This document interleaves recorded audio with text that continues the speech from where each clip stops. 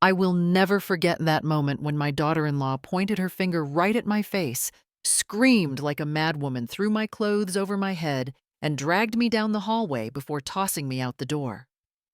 My two grandkids stood there wide-eyed, while the neighbors watched in shock and disgust, and I, with my silver hair and trembling hands, looked like a criminal in my own family's eyes.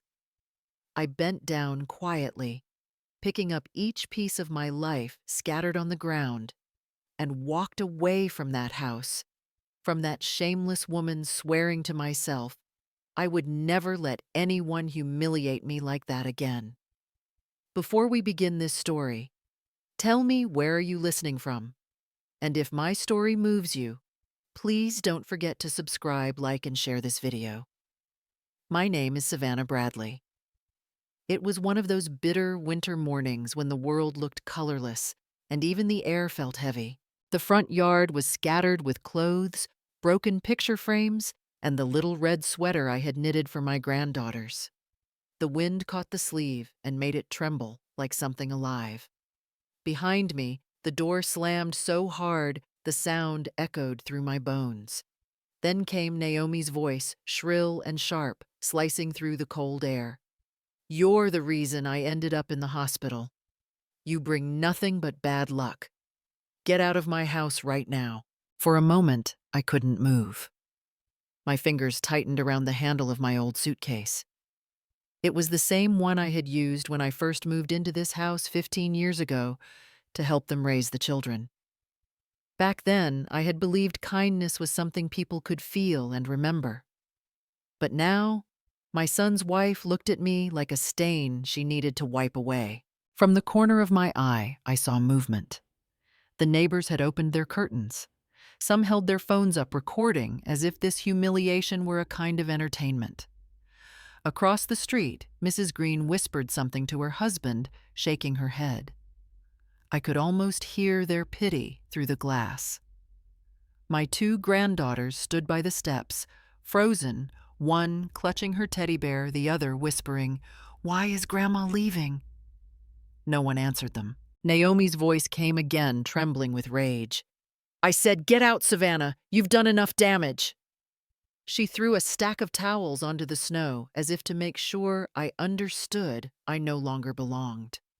I looked at her, really looked, and saw not hatred, but fear. The fear of a woman who needed someone to blame for her own unhappiness. I wanted to speak, to tell her she was wrong to call for my son, but the words died on my tongue. Instead, I straightened my back, lifted my suitcase, and walked toward the gate. My hands were shaking, but my steps were steady. Every eye on the street followed me, yet I didn't look back. If someone ever tells you that kindness always finds its way back, they have never been betrayed by the very person they once saved. I used to believe in that saying. I built my life around it. But the day Naomi threw me out, I realized how cruel faith can be when it hides behind good intentions. Even now, when I close my eyes, I can still smell the hospital disinfectant, sharp and cold. I remember the weight of the soup bowl in my hands as I fed her spoon by spoon. She had just come out of surgery, pale and weak, and I thought caring for her was what any decent mother would do. I stayed overnight in that uncomfortable chair, massaging her shoulders when she couldn't sleep, holding her hand when she whimpered in pain. I never told anyone how exhausted I was. I just wanted peace in the house. But peace has a strange way of turning its back on people like me. That morning, while I was wringing out a towel, Naomi snapped at me in front of the nurse. "Stop pretending to be so noble," she spat, as if my care was some kind of performance. The nurse froze, not knowing what to say. My heart sank, but I kept my face still. I told myself, maybe she's in pain, maybe she doesn't mean it. That was how I survived back then, by giving excuses for the people who hurt me. Now, months later, as I sit in a rented room with peeling wallpaper, the memories play like an old film I can't turn off. I see myself in that hospital corridor holding a cup of lukewarm coffee, listening to the echo of her insults and realizing that I had lost more than a home. I had lost the illusion that kindness always protects you. I bent down slowly, my knees aching from the cold ground. The air was sharp, the kind that made every breath sting a little. Around me lay the fragments of what used to be my life, a broken frame, holding the photo of my late husband, the small Bible I kept by my bedside, and a faded canvas bag filled with hospital receipts that I had never thrown away. I gathered each piece carefully one by one, as if I were picking up my own dignity from the dirt. The sweater I had knitted for my granddaughters was damp with melting snow. I folded it neatly, brushing away a few flakes, and placed it on top of my suitcase. Every motion I made was deliberate, slow, but steady. I refused to let anger guide me. At my age, silence was stronger than shouting. Calm was my armor. From across the street, I could hear whispers behind curtains. Then I noticed Mrs. Margaret, my neighbor, standing near her mailbox with her phone trembling in her hands. Her eyes glistened with tears. "No one deserves this," she murmured, her voice cracking. "Not a mother who's given her whole life for her family." The sound carried across the frosty air like a prayer. I didn't answer. I didn't even look up. Words had become useless things. They couldn't fix betrayal, couldn't erase humiliation. What I had left was how I chose to leave. So I kept folding. A scarf, a coat, a child's old blanket that still smelled faintly of lavender. With each fold, I felt a strange calm settle inside me, the kind that comes when you stop expecting fairness from people who never intended to give it. When I was done, I straightened my back and looked toward the house one last time. Through the window, I saw Naomi pacing her phone pressed to her ear, her face red with fury. I realized then that her anger no longer had the power to touch me. My silence, once mistaken for weakness, had become my strength. As I turned away, the wind lifted a strand of my gray hair across my face. I felt no tears, no trembling, only the stillness of a heart that had chosen peace over revenge for now. Naomi's voice kept echoing from inside the house, sharp and bitter, like broken glass. "Don't you ever think I'll let you come back?" She shouted, her words slicing through the cold air. I didn't turn around. I simply buttoned my coat, one button after another, my fingers stiff from the frost, but steady. Silence was the only answer she would get from me. As I bent down to lift my suitcase, a piece of paper slipped out and floated gently onto the icy ground. I reached for it, and when I saw what it was, my chest tightened. It was the bank transfer receipt, $18,000, the last of my savings. Money I had used to pay Naomi's hospital bills just a few months earlier. I stared at the numbers printed on the paper, smudged slightly by the moisture in the air, and I felt something inside me shift. This was no longer a family quarrel. This was betrayal, dressed in the clothes of gratitude. Behind me, Naomi's voice kept hurling words I no longer heard. The wind carried them away, scattering them like ash.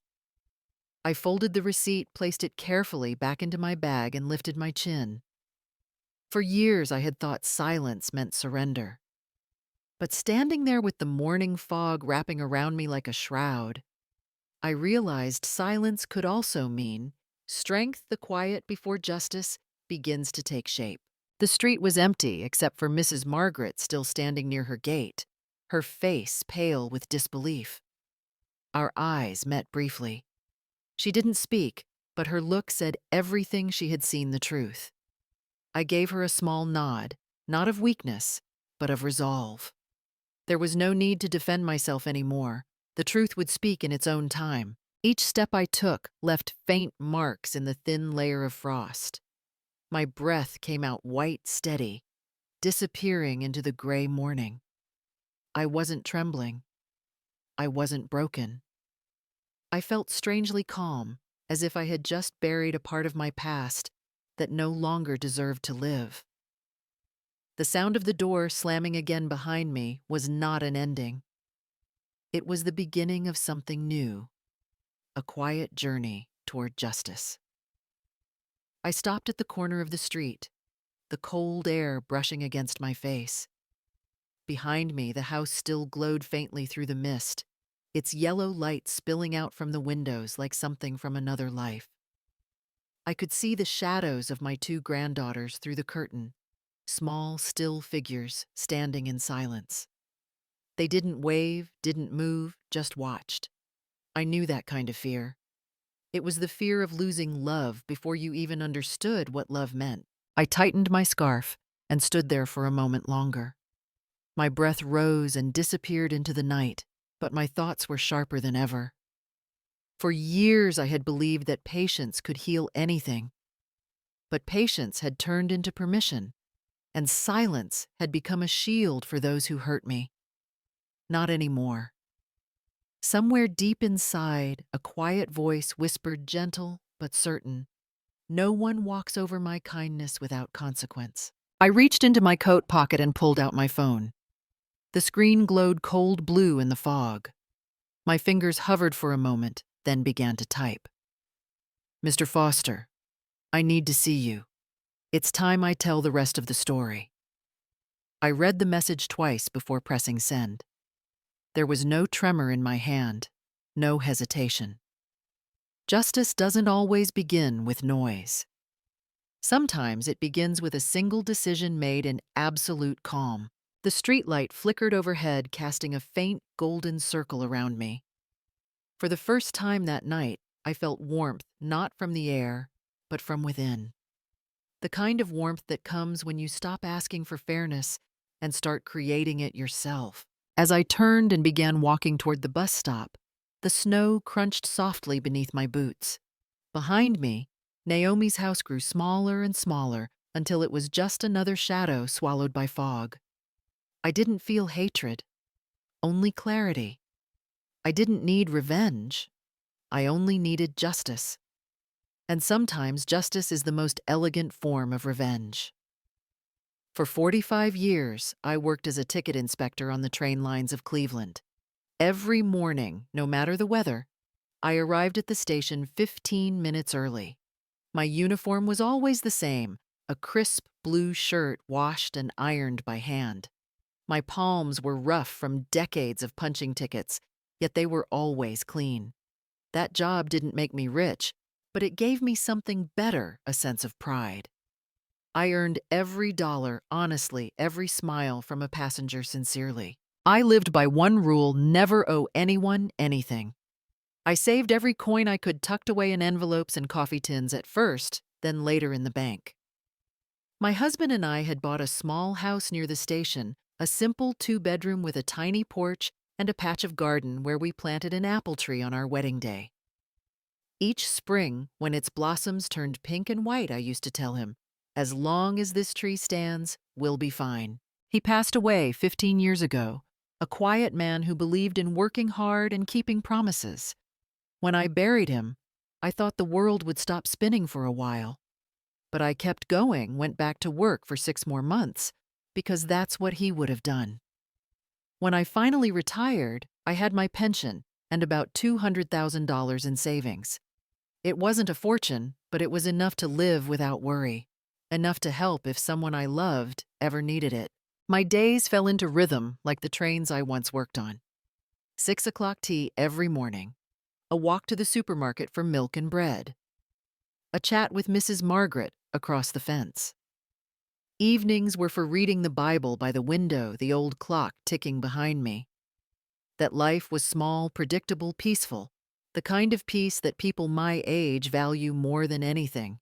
Sometimes I would look at the apple tree from my kitchen window, its branches bending under the weight of fruit, and think, this is all I ever wanted: a home, a purpose, a little kindness returned. I never imagined I would one day stand outside that same house cast out like a stranger. I truly never thought I'd be forced to leave the place that held every good memory of my life. When my son Alexander called from Texas, I could tell something was wrong by the way he said my name. "Mom." he began softly, his voice carrying that worried tone I hadn't heard since he was a boy. He had just learned from Margaret, our neighbor, that I had fallen in the kitchen a week earlier. It was nothing serious, just a slip on spilled tea, but to him it sounded like the beginning of tragedy. "You can't stay there alone anymore," he said. "Please, Mom, sell the house and come live with us. If something happens, who will know?" I held the phone between my shoulder and ear, looking out the window at the apple tree heavy with fruit. I wanted to tell him I was fine, that I had survived worse things, but hearing the tremble in his voice did something to me. He was my only son. The idea that he cared enough to worry warmed a part of me that had been lonely for years. Maybe he was right. Maybe living with my son and his family would mean laughter at dinner again, the sound of little feet running through the hallway, someone to talk to at night. "Are you sure Naomi will be all right with that?" I asked quietly. There was a pause. "Of course, Mom," he said too quickly. "She'll be happy to have you close. The girls will love having their grandma around." I smiled, then not because I believed him entirely, but because I wanted to. I wanted to believe my son's world still had space for me. That night, I sat by the window and watched the light fade over the train tracks. 45 years of my life had passed there, every morning whistle, every snowy walk to work, every cup of tea after a long day. Letting go of the house felt like letting go of a piece of myself, but the thought of being near my family gave me comfort. Within a month, I sold the house. The new owners were a young couple full of excitement. I handed them the keys with a steady hand and a smile, though my heart felt heavier than my suitcase. I transferred the money, all $200,000, into a savings account under my name, just as my lawyer advised. It was the right thing to do. Legal, safe, responsible. Or so I thought. I didn't realize that one act of love would become the root of everything that followed. When I first arrived in Texas, the sun was brighter than I remembered, almost blinding. Alexander hugged me quickly at the airport, his phone buzzing nonstop, and said he'd meet me at the house later. It was Naomi who came to pick me up. She wore sunglasses that hid half her face, and a smile that didn't quite reach her eyes. "Welcome, Mom," she said, her tone smooth but cool, as if she were greeting a guest she hadn't invited. Then after a pause, she added softly, "Please make yourself at home, if you can." The ride to their neighborhood was silent, except for the hum of the car engine. Naomi kept her eyes on the road, one hand lightly gripping the wheel, the other scrolling her phone. I looked out the window, rows of new houses with trimmed lawns, each one looking exactly like the next. Nothing like my old Cleveland street, where every house had a story. When we arrived, she led me through a spotless living room, all beige and glass, smelling faintly of perfume and disinfectant. "Your room is just down the hall," she said, opening a door near the garage. It was small, barely enough space for a single bed and a narrow nightstand. The window looked out to the garbage bins. The air smelled faintly of gasoline. There was no closet, just a few hooks on the wall. Still, I smiled and thanked her. That evening, Naomi stood in the doorway holding a glass of wine. Her voice was gentle, but every word weighed heavy. "You know, Mom, since you're staying with us, the bills, water, electricity, food, they all go up. I think it would only be fair if you helped with some of the costs." She said it with such practiced sweetness that it almost sounded like kindness. I nodded right away. "Of course," I said, quietly. "$500 a month, will that do?" She looked surprised for a moment, then smiled, satisfied. "That's very reasonable." Later that night, I unpacked my suitcase, slowly placing my Bible on the nightstand and folding my clothes on the chair, since there was no dresser. I looked around the little room, the peeling wallpaper, the hum of the refrigerator behind the wall, and told myself this was just a new beginning. I wanted to believe it. After all, I had always said, wherever my son is, that's home. But as I lay down, staring at the ceiling fan creaking above me, I couldn't shake the feeling that I was only a guest, a stranger in the very family I had sacrificed everything to be near. When Naomi's friends came over for brunch on Saturdays, the house would suddenly fill with laughter, sharp, artificial laughter that didn't reach the heart. I would stay in the corner of the kitchen, folding napkins or wiping the counter until Naomi would wave a hand and say, "Oh, this is my mother-in-law. She's staying with us for a while because her old house got too run down." The words always landed like a stone in my chest. My house wasn't falling apart. It had been clean, warm, full of memories. But I bit my tongue and smiled. There's no dignity in arguing with lies when the audience has already chosen their side. At dinner, she always served everyone first, Alexander, the children herself, then placed my plate last. I noticed how my portions kept shrinking. When I reached for a second helping of rice one night, Naomi smiled sweetly and said, "Oh, Mom, remember what the doctor said? Older people shouldn't eat too many carbs." Her tone was caring, her smile gentle, but her eyes dared me to challenge her. I nodded, pretending not to notice the smug look one of her friends shot across the table. Alexander was often away, flying from state to state for work. In his absence, the house grew quieter, except for Naomi's voice. She liked to stand by the kitchen island, arms crossed, while I washed the dishes. "You've got all that money saved," she would mutter, her words dripping with resentment. "And yet, you don't help us with anything. What's the point of keeping it locked up in the bank? You can't take it with you when you die." Each time she said that, I felt a chill deeper than the air conditioning. I wanted to tell her that the money wasn't just numbers. It was 45 years of work, every winter shift, every lonely breakfast at dawn. But I stayed silent. Words would only feed her cruelty. At night, I wrote everything down in my little leather notebook, the words, the looks, the slow erosion of respect. My handwriting shook sometimes, but the act itself steadied me. "If this is the last trial of my life," I wrote one evening, "then I will endure it." Because endurance is also a kind of dignity. Then I closed the notebook, turned off the lamp, and whispered a prayer that tomorrow might hurt a little less. Even when the house grew colder toward me, my heart still belonged to the children.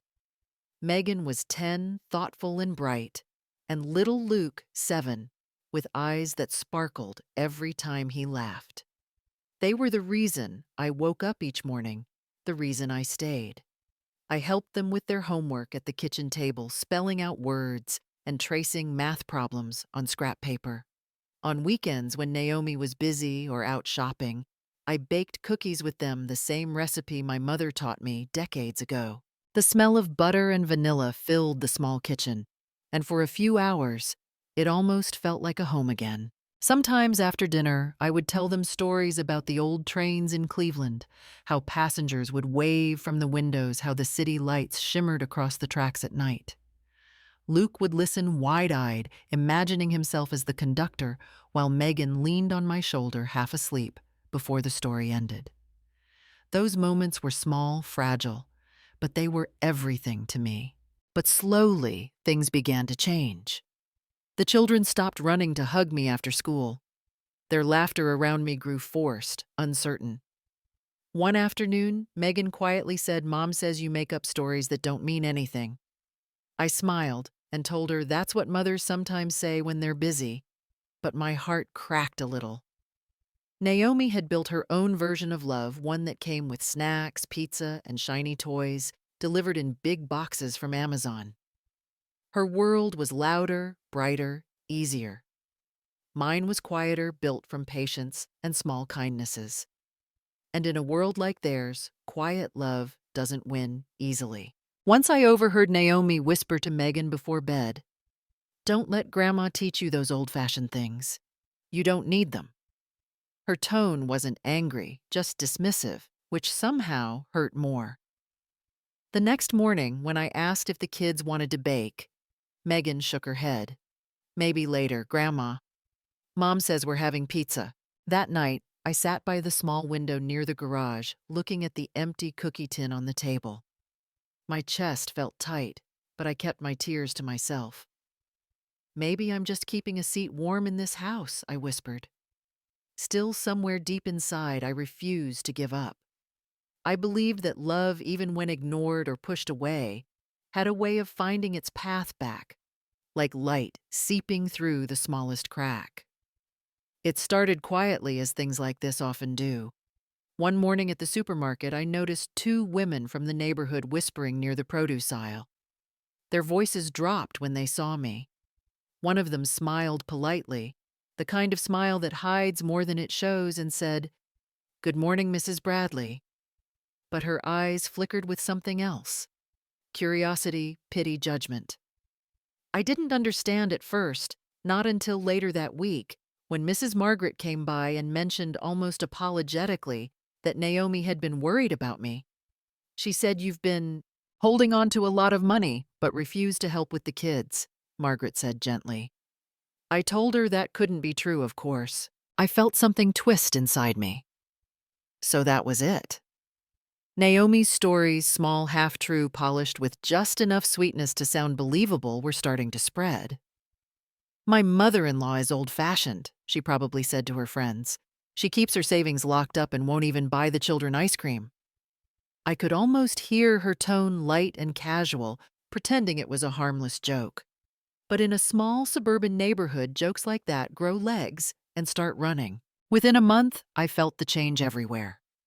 At the grocery store, people I used to chat with now kept their distance. Some smiled too much, others looked away too soon. At church, the whispers stopped when I entered the room. The hardest moment was when Mrs. Helen, the kind woman who used to invite me for afternoon tea, simply nodded and turned back to her roses when I waved hello from across the fence. I didn't confront Naomi. What good would that do?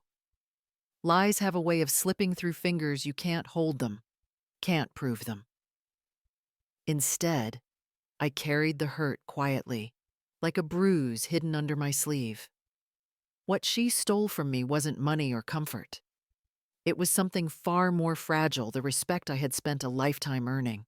At night, I sat by the small window near my bed, the light from the garage seeping through the blinds, and thought about my husband.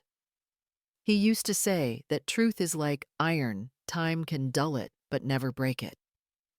I repeated that to myself until the sting faded. Yet deep down, I knew this was only the beginning. Every rumor, every careless whisper was another crack, and one day the cracks would widen into something impossible to hide. It started so gently that I almost believed it was love. "Mom," Naomi said one afternoon, her voice coated in sweetness, "I was thinking we should redecorate a bit. You've had back pain lately, right? Maybe a softer sofa would help you relax." She showed me pictures on her phone, a sleek Italian leather set that gleamed under showroom lights. "You'll feel more comfortable," she added, touching my arm lightly. I hesitated, but the thought that she was thinking of my comfort softened me. I transferred $2,000 the next morning. For a little while, I felt a strange happiness, the kind that comes from being needed. But a few weeks later, she brought it up again. The refrigerator's making a weird noise, she sighed at dinner. "I told Alex, but he's too busy. Maybe you could help replace it. You know, since you use it too." Her tone was casual, but her eyes watched closely, waiting for my reaction. I nodded quietly and sent another payment. Then it began to snowball. I started receiving text notifications from my bank for purchases I didn't make. At first, I thought it was an error until I saw the list: designer dresses, luxury makeup bottles of imported wine. When I asked about them, Naomi waved it off. "Oh, those I used your card to buy gifts for Alex's clients. It's for his career, Mom. Don't make a fuss." I tried to believe her. I really did. But when the next statement came, it was worse: the amounts larger, the lies thinner. My hands shook as I scrolled through the list: a $1 $200 handbag, a $600 bottle of perfume. My chest tightened. These weren't gifts. This was greed dressed up as duty. That evening, I showed her the bill, my voice trembling but calm. "Naomi," I said softly, "I think there's been a misunderstanding." She turned to me, eyes flashing. "Misunderstanding, Mom? Don't you trust me? Or are you scared of losing a few dollars?" The words struck harder than any slap. I couldn't even answer. The money didn't matter anymore. What broke inside me wasn't my bank balance. It was the realization that kindness, once taken for granted, had become a leash around my neck. One evening after dinner, I finally gathered the courage to speak. My voice was calm but firm, the way one speaks when the decision has already been made. "Naomi," I said, folding my napkin neatly on the table. "From now on, I can't give any more money. You should start managing the household expenses more carefully." She didn't reply, just stared at me for a long second, her lips pressed tight. Then she stood up, collected her plate, and walked away without a word. For the next few days, the house fell into a strange silence. No shouting, no open confrontation, only the quiet tension that seeps into walls and lingers in the air. Naomi no longer greeted me in the morning. The smell of her coffee and perfume passed by like a ghost. Then small things began to change. At dinner, there was no plate set for me anymore. When I asked, she said sweetly, "Oh, I thought you'd already eaten." On the counter, I found only a few slices of dry bread, a half-empty jar of peanut butter. The children noticed too, though they didn't understand. One afternoon, I overheard Naomi whispering to them, "Grandma has her own food. Don't touch her things, okay?" Her tone was gentle, almost playful, but the message was clear: divide and distance. After that, Megan stopped bringing her homework to me, and Luke no longer asked for bedtime stories. Their laughter drifted from the living room, while I sat alone in the kitchen, the sound of their voices piercing in its absence. I started eating in silence slowly, as if each bite might fill the emptiness that had settled around me. The kitchen light flickered faintly above my head, casting long shadows on the tiled floor. I could hear Naomi and the children laughing in the other room, the sound muffled, distant, like it belonged to another world. Once that laughter had been my comfort. Now it felt like a wall I could never cross again. As I washed my plate under the dim light, I caught my reflection in the window, a quiet old woman, shoulders slightly bent, but eyes still steady. I whispered to myself, "If patience is strength, then I must be the strongest woman alive." But deep inside, I knew something had shifted. The warmth that once filled this house was gone. What remained was a silent war, one where every meal, every glance, every unspoken word carried its own kind of cruelty.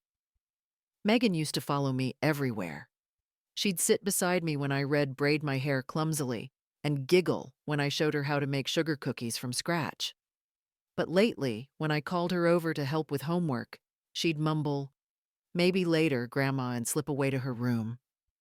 The change wasn't sudden. It crept in like a slow, cold wind, turning warmth into distance before I even noticed. Luke, my little boy with the mischievous smile, was next. One afternoon while I was folding laundry, he looked up and said with surprising seriousness, "Mom says you're too stingy. You never buy anything fun." He said it so matter-of-factly, not realizing that each word was like a small blade. I forced a smile. "Saving money doesn't mean not having fun, sweetheart," I said softly. But he just shrugged, already distracted by his toy car, and ran off. I told myself not to take it to heart. They were children, repeating what they heard. Yet the more Naomi's words echoed through them, the more my world shrank. At dinner, they barely met my eyes. When I tried to tell them a story about the trains from my working days, they exchanged glances and whispered to each other, giggling. Grandma's talking about old stuff again, Megan said under her breath. I pretended not to hear, though the laughter pressed heavy on my chest. Then one morning, as I watered the small potted plants by the window, I heard their voices from the porch.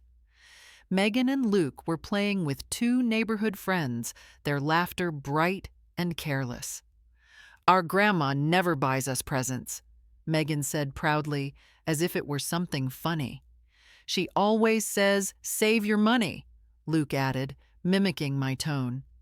The other kids laughed, and they laughed too. I turned away before they could see me. My hands trembled slightly as I set the watering can down. It wasn't the mockery that hurt children repeat what they're taught. What broke me was the realization that Naomi had succeeded in stealing something deeper than my peace. She had taken my place in their hearts and filled it with contempt, disguised as truth. I wiped my eyes with the sleeve of my cardigan, taking a slow breath. I had always believed that love, if steady and patient, could outlast bitterness. But that morning, as the children's laughter echoed behind me, I realized that even the purest love can fade when poisoned, drop by drop. I stopped explaining myself. Words had become useless. They no longer healed, only wounded deeper. So instead of talking, I began doing. I found a small piece of land behind the house, hard and dry from the Texas sun, and decided to make it mine. Every morning, I loosened the soil with my hands, feeling the earth crumble between my fingers. It hurt my back, but the ache was clean, unlike the pain that came from being ignored. I planted carrots, potatoes, and a few rows of lavender. Tiny green sprouts began pushing through the dirt, stubborn and alive. That little garden became my world, a space no one could invade, a quiet reminder that I still had control over something. The neighbors often saw me working there and smiled politely. "It's nice to see you keeping busy," one said once, waving from across the fence. I smiled back, saying nothing. They thought I gardened for fun. They didn't know it was how I was saving myself one seed at a time. Each root I planted was a promise to my heart that I wouldn't let bitterness take over. When the lavender began to bloom, its scent drifted through the air, soft and steady. In the evenings, I would sit with a cup of tea, watching the light fade behind the fence. I didn't need conversation. The silence no longer frightened me. It comforted me. Out here, there was no mockery, no cold glances, no whispers behind closed doors. Just the sound of wind through the leaves and the soft beating of my own heart. On Sundays, I started walking to the little church nearby. No one there called me Mom or Grandma. They called me Savannah. They asked about my garden, about how the lavender was growing, and not once did anyone ask about my savings or my son. I sang the hymns quietly, my voice trembling at first, then growing stronger. It felt good to be known by name again, not as someone's burden, not as a shadow in her own home, but as myself. In that stillness, something inside me began to change. I realized I no longer needed to fight. My silence wasn't weakness anymore. It was choice. The garden, the church, the quiet moments, they weren't escapes. They were the beginning of freedom. One afternoon, as I watered the lavender, I whispered to myself, "When kindness is mistaken for duty, silence becomes the beginning of freedom." And for the first time, I believed it. My silence was no longer empty. It was power, gentle, patient, and entirely my own. That Christmas Eve, the house looked like something out of a magazine. Gold ribbons curled around crystal glasses, candles flickered beside red roses, and the air smelled of roasted turkey and expensive wine. Naomi had been planning the party for weeks, a family gathering, she called it. She never told me it would be that grand or that she had invited half the city. When I stepped into the living room, I froze. Strangers in glittering dresses were laughing beside the tree, holding champagne flutes engraved with her initials. My name wasn't anywhere, not on the invitations, Not in the greetings, not even in her glance. I had asked earlier that day if she wanted me to prepare a dish, something simple like my apple pie that Megan loved. She smiled tightly, her lipstick flawless and cold. "No need, Mom," she said. "I've got everything under control. Just relax and please don't touch the kitchen tonight." Her tone was sugar-coated, but the meaning was clear. Stay out of sight. So I did. I stood by the window most of the evening watching the reflection of twinkling lights on the glass. Alexander was there, but distracted, moving from one conversation to another, laughing politely with Naomi's colleagues. Whenever he caught my eye, he smiled quickly, apologetically, before turning away. I sipped the lukewarm cider in my hand and told myself it didn't matter. Christmas wasn't about attention, it was about peace. But then came the gift exchange. Naomi stood at the center of the room like a hostess on stage, her voice bright and confident. "Okay, everyone, it's time for presents," she announced. The guests clapped, the children squealed. One by one, she handed out carefully wrapped boxes, designer perfume for her sister, an elegant watch for her father, silk scarves for her friends. Each package had a golden tag written in Naomi's neat handwriting, and then the room fell quiet. The last box was gone. The children were tearing open ribbons. Laughter filled the air. I sat there smiling faintly, waiting, certain there must be one more. Naomi glanced toward me suddenly, her hand over her mouth in mock surprise. "Oh no," she gasped lightly. "I think I forgot Mom's gift." The words were sweet, theatrical, just loud enough for everyone to hear. The laughter dimmed into awkward silence. A few guests glanced at me, embarrassed for her, or maybe for me. I smiled weakly, shaking my head. "It's all right, dear," I said softly, but my voice trembled. It wasn't the missing gift that hurt. It was the realization that she hadn't forgotten she had planned it. The humiliation was deliberate, rehearsed perfect. That night, under the warm lights and clinking glasses, I felt the chill of something breaking, not just my dignity, but the last illusion that kindness could protect me. The night had been loud with music and laughter, the kind of noise that hides tension behind shiny glasses and practiced smiles. I had stayed mostly by the window, watching the snow drift outside when the chaos began. Naomi's cousin had brought along a small white dog, a restless, spoiled creature named Snowy. At some point during the evening, someone left the back door open, and the little thing bolted straight into my garden. Within seconds, guests were giggling near the window. "Look," one of them laughed. "That dog's tearing up the old lady's vegetable patch. What a farm scene." Through the glass, I saw the mess unfold. Snowy digging furiously into the soil, scattering bits of carrot tops and lavender stems I had planted with such care. My chest tightened, but I said nothing. Before I could move, Naomi shrieked, "Snowy, come back here!" She grabbed her wineglass in one hand, the other clutching her sequined dress, and ran outside, high heels sinking into the thin snow. The crowd followed her to the porch, laughing nervously as she chased the dog in circles. "Naomi, be careful," someone called, but she wasn't listening. The dog darted behind the fence, knocking over the small basket of garden tools I had left neatly stacked earlier that afternoon. Everything seemed to happen at once. The clatter of metal, the sound of heels slipping, and then a sharp, sickening cry. Naomi had stepped directly on the edge of an upturned rake.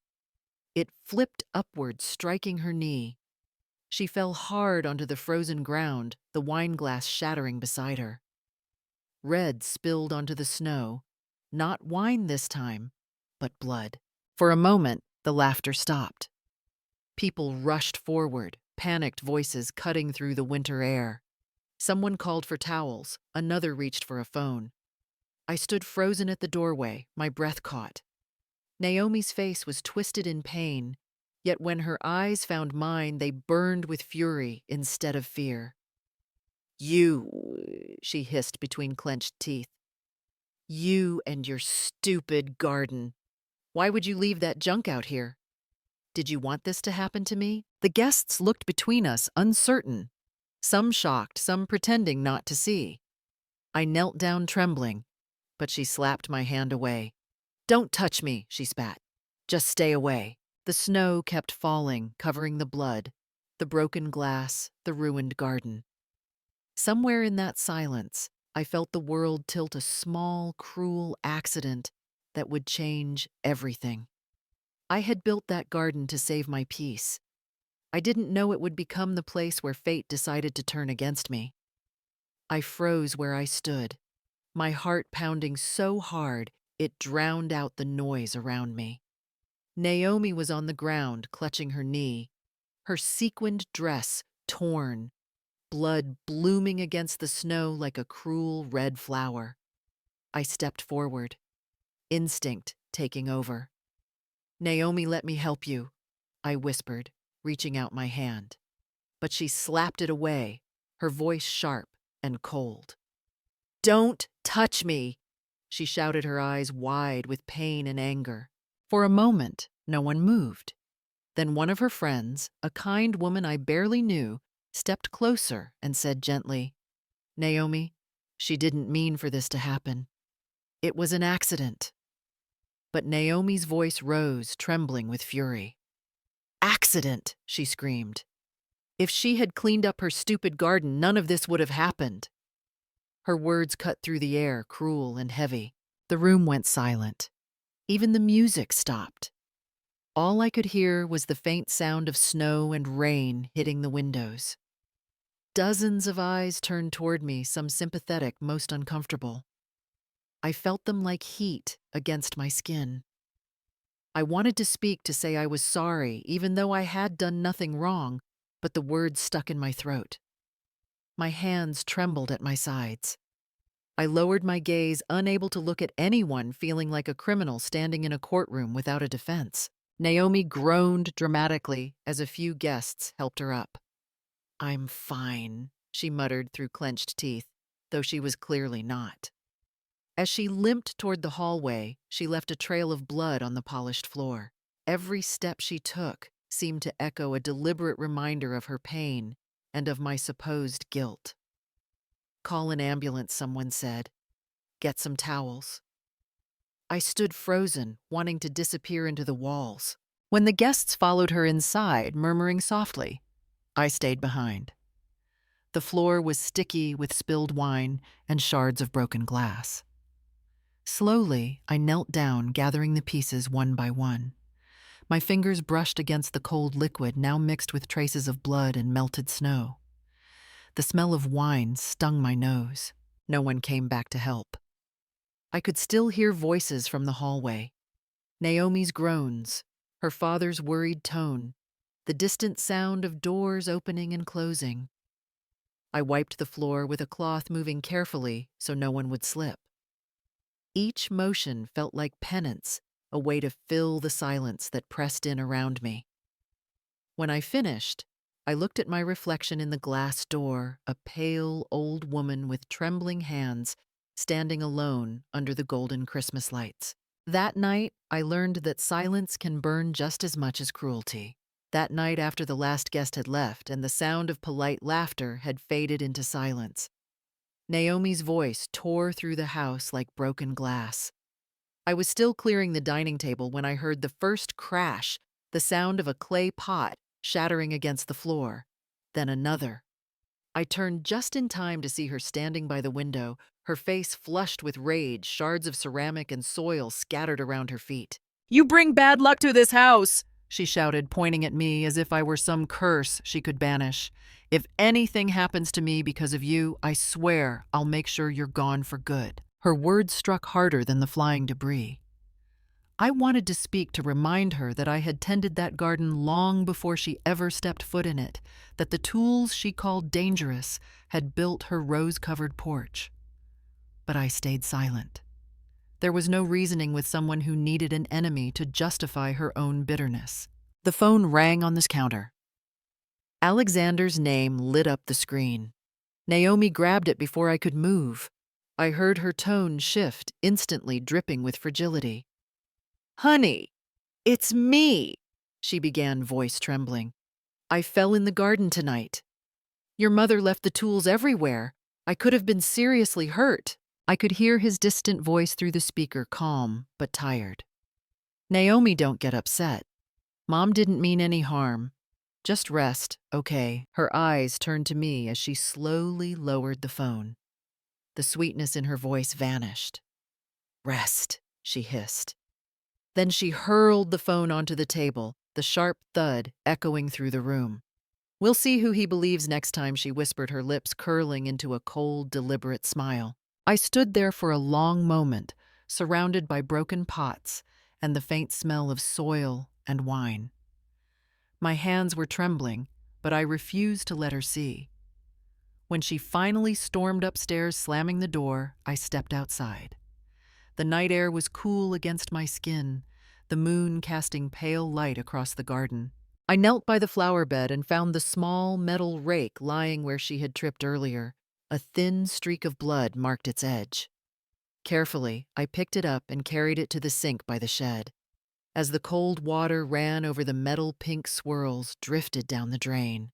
"Dear God," I whispered, my voice barely a breath. "Please don't let my kindness turn into sin." The garden was silent, except for the soft rustle of leaves. Somewhere inside the house, Naomi's footsteps still echoed, a reminder that cruelty, when nurtured, grows just like any plant. But so does endurance. A few days after the accident, Naomi was already limping around the house, pretending nothing had happened.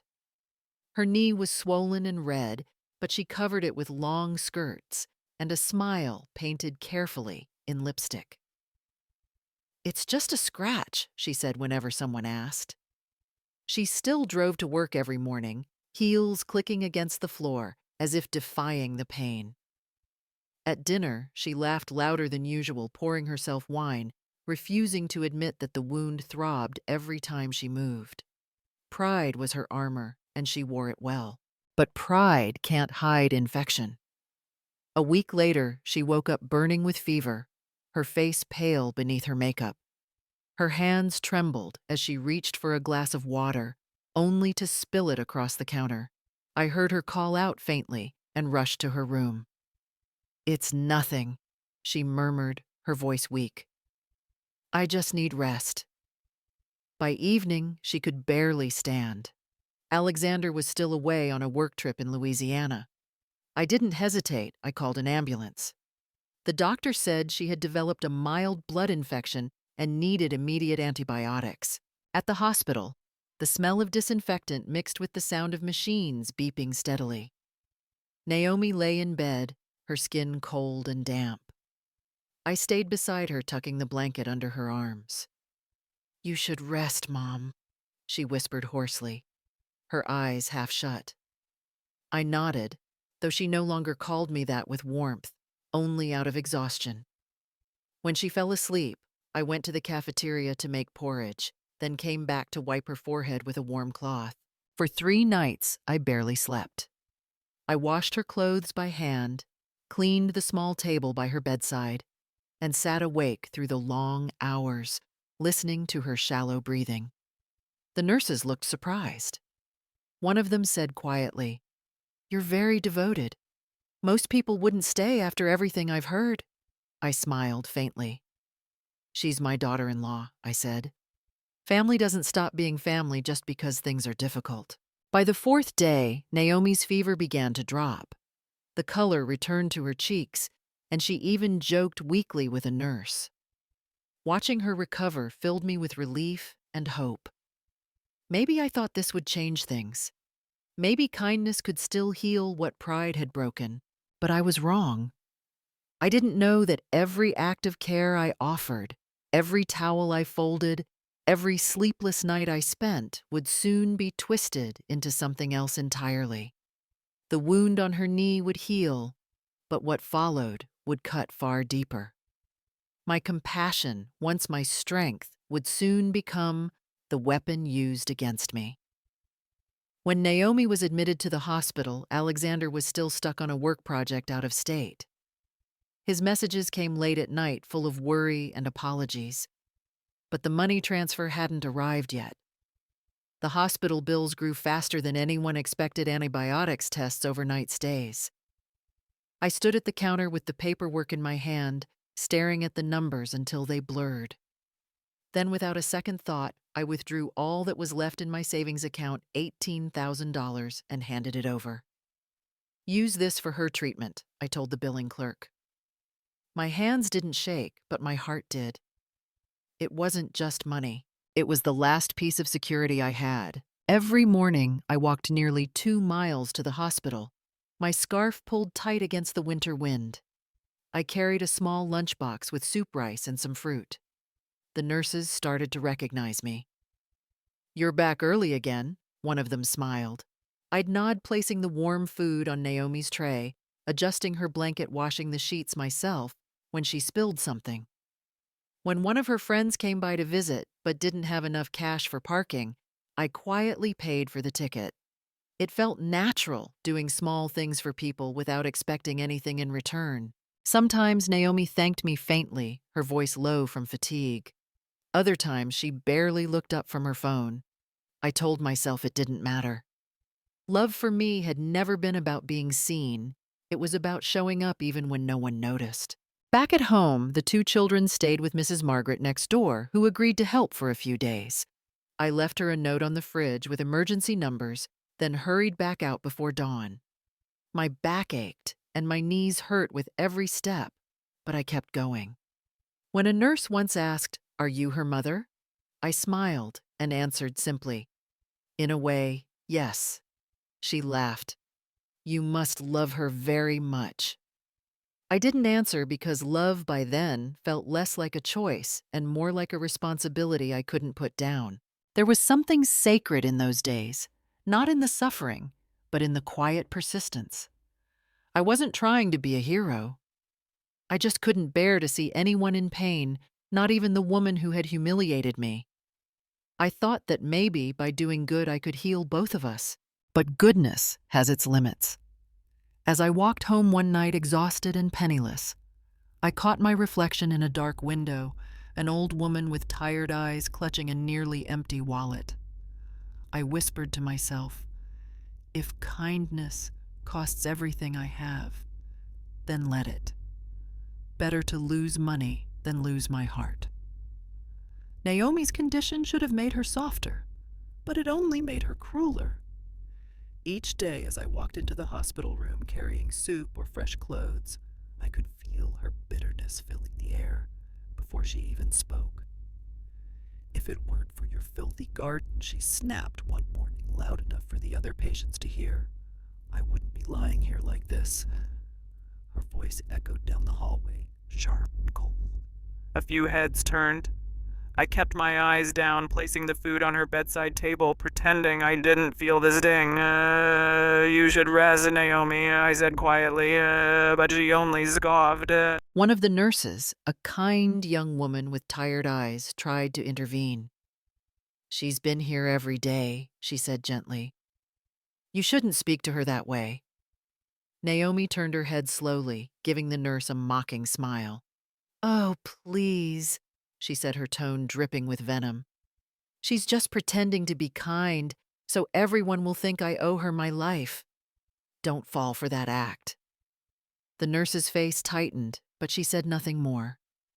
I wanted to defend myself, to say that I hadn't told anyone what I'd done, not about the money, not about the sleepless nights. But I stayed silent. I had learned that arguing with cruelty only feeds it. Later that week, one of the women sharing Naomi's room recorded her shouting.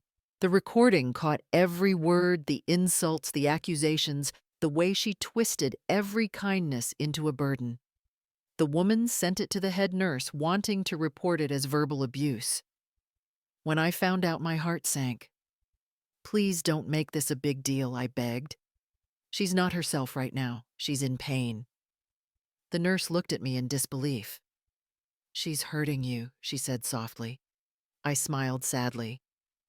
Pain makes people say things they don't mean. I can handle it. That night, when Naomi finally slept, I sat beside her bed in the dim hospital light. The machines hummed gently steady and indifferent. I looked at her pale face, the faint frown still etched even in her dreams. I wanted to hate her, but I couldn't. Somewhere deep inside, I still saw the young woman my son once loved, the mother of my grandchildren. My compassion, once my strength, was now the rope that bound me to her anger. What I didn't realize then was that silence, too, can be turned into a weapon, especially when it belongs to someone who refuses to fight back. The hospital had recently installed new cameras in the patient hallway, a quiet update no one paid much attention to. But for me, it would become the beginning of something I hadn't dared to hope for, the truth, finding its own way to the surface. Over the next few days, several nurses noticed the recordings that showed Naomi's frequent outbursts. There she was on the screen, shouting at me, pointing her finger, even pushing my arm away, while I stood silently by her bedside, hands clasped, saying nothing.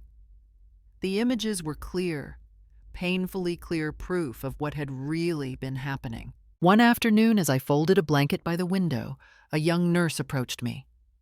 Her name was Caroline Miller, a quiet girl with kind eyes. She looked around carefully before whispering, "Mrs. Bradley, I thought you should know. The hallway cameras caught some of what's been going on. You didn't deserve what she said to you." She hesitated, then slipped a small envelope into my hand. "These are printouts from the security footage. Please keep them. You might need them someday." I stared at her, speechless. "You shouldn't risk your job for this," I said softly. Caroline shook her head. "Sometimes doing the right thing is more important than following the rules." Then she walked away before I could thank her. I stood there for a long time, the paper trembling slightly in my hand. For the first time in months, I felt something I hadn't felt in a long while: validation. Not revenge, not triumph, just quiet confirmation that I wasn't invisible after all. But Naomi wasn't done. That evening, I overheard her talking on the phone with Alexander. Her voice was soft and trembling, dripping with rehearsed fragility. "Alex," she said, "Mom spilled some cleaning liquid on my wound last week. I think that's why it got infected." My breath caught. I almost dropped the tray I was holding. I knew exactly what she was doing, planting seeds of doubt before the truth could bloom. A few days later, the attending physician reviewed Naomi's file. The results were clear. The infection had come from a chemical reaction to a topical ointment she had applied herself, not from anything external. I found out only when one of the nurses told me quietly after rounds. When I heard, I didn't get angry. I didn't even cry. I simply folded my hands together and whispered to myself, "A liar always gets caught in her own words." The truth didn't need me to defend it. It was already doing its job. That night, as I walked out of the hospital into the crisp air, I looked up at the winter sky, pale, cold, and endlessly open. And for the first time in a long while, I felt the faintest hint of justice stirring. That Sunday morning, the church was quiet, just the sound of my broom brushing against the old wooden floor and the faint rustle of fresh flowers as I arranged them near the altar. The sunlight filtered through the stained glass windows, painting soft colors across the pews. For the first time in a long while, I felt peace, even if only for a moment. Then I heard footsteps behind me. When I turned around, a tall man with silver hair and kind but sharp eyes stood by the doorway. "Mrs. Bradley," he asked gently. "My name is Benjamin Foster. I used to know your husband. We worked together years ago." His voice carried warmth, but also something else: purpose. I nodded, surprised. "Yes," I said quietly. "I remember his friend Ben." He smiled faintly. "I'm still Ben," he said, "and I think we need to talk." He explained that he had recently heard about what happened from a nurse named Caroline Miller, the young woman who had secretly given me the hospital footage. "I know you didn't ask for help," he said, taking a seat beside the flower arrangements, "but sometimes silence does more harm than good. You don't have to shout to seek justice, Mrs. Bradley, but you can't let injustice speak for you."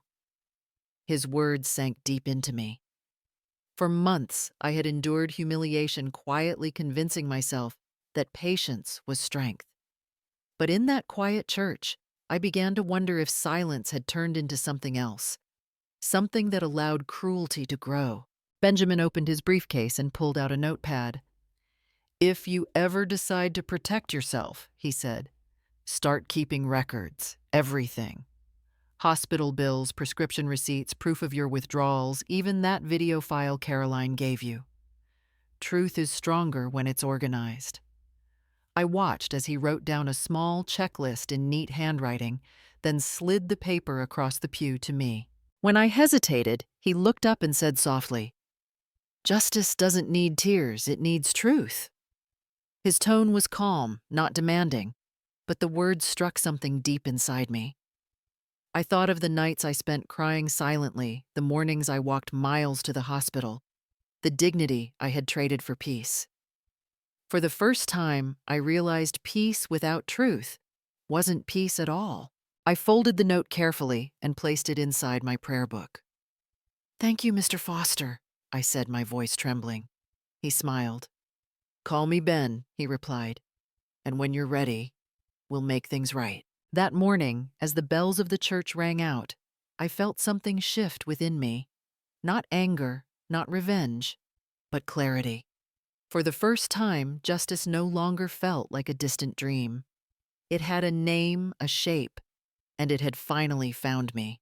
I started writing again, not letters, not prayers, but a record of everything that happened.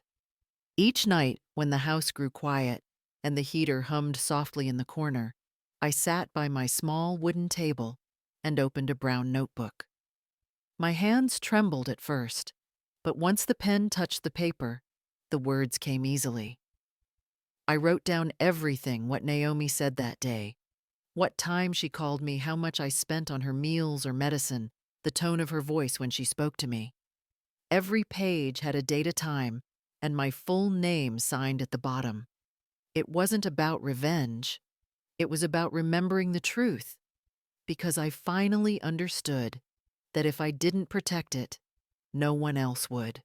During the day, I began collecting documents quietly and carefully. I printed all my bank statements, the proof of every dollar I withdrew for her hospital bills. I kept the receipts for the medication, the email confirmations for each payment.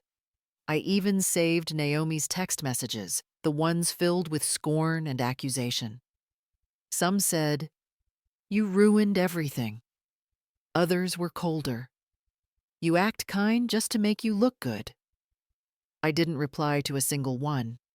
Instead, I kept them in a folder marked with her name and the date, as if organizing the years of my patience into something that finally had meaning. When I met with Benjamin Foster again, he showed me how to protect myself legally. "Every piece of evidence matters," he said. "Keep the source, the time, the proof." In Texas, court's documentation speaks louder than emotion.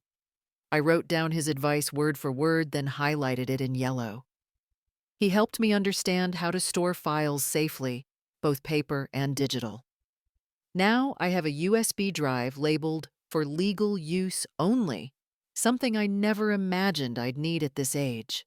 But I do, because the truth needs to live somewhere safe, even when people twist it. Each night, as I sat under the soft glow of the lamp, I felt something shift inside me.